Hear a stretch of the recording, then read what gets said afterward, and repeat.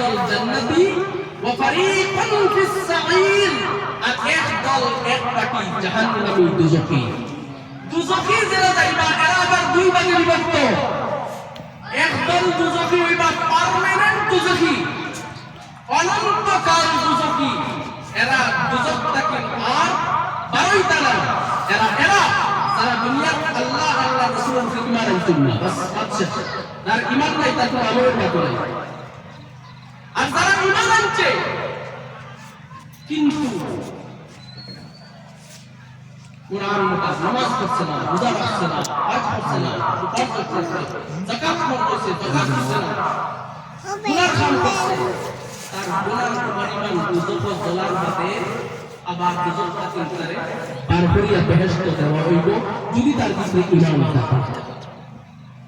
তো বুঝা গেল দুজখ যারা দেওয়াইব এরা দুই দল, একটা হলো চিরস্থায়ী দুজখ জ্বলনেওয়ালা আর একদল ক্ষণস্থায়ী দুজখ জ্বলনেওয়ালা।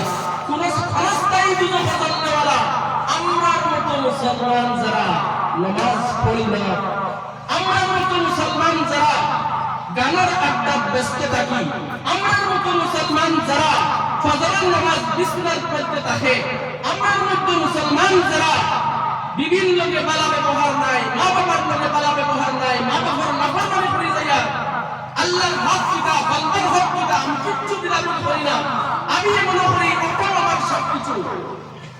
এরার মতো এই আমরার মতো যে শ্রেণীর মুসলমান, এই মুসলমান দুজখ জ্বলবা ক্ষণস্থায়ী কিছুদিন, এই আযাব ভুগিয়া বাদে তালে জান্নাতে যাবে। মাত বুঝাইছেন? হাদিস শরীফে আল্লাহ নবী মুহাম্মদুর রাসূলুল্লাহ সাল্লাল্লাহু আলাইহি ওয়াসাল্লাম আবার আল্লাহর কুদরতের পাওয়ার মধ্যে পড়বা, আবার আল্লাহর কুদরতের পাওয়ার মধ্যে আরশের সামনে পড়বা সিজদা।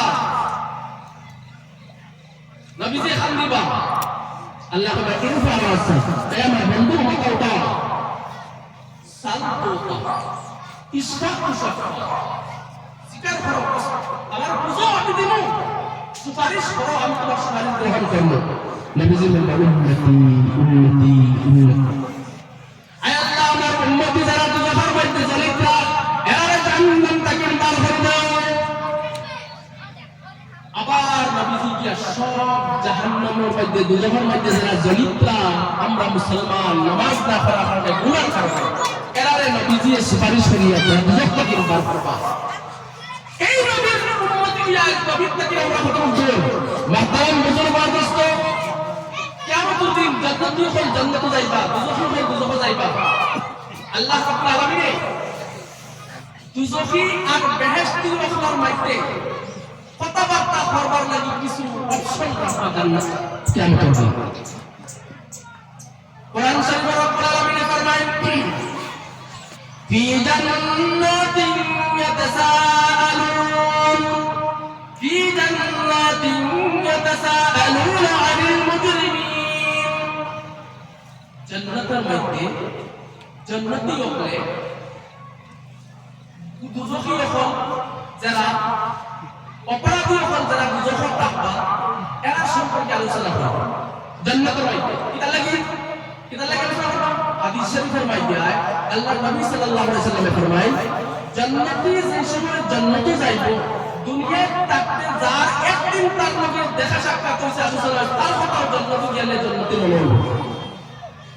যে মানুষ বেহেশতে যাইব তার মনে হইব দুনিয়ার যত মানুষের লগে তার উঠা বসা সম্পর্ক সারা কথা মনে হইব।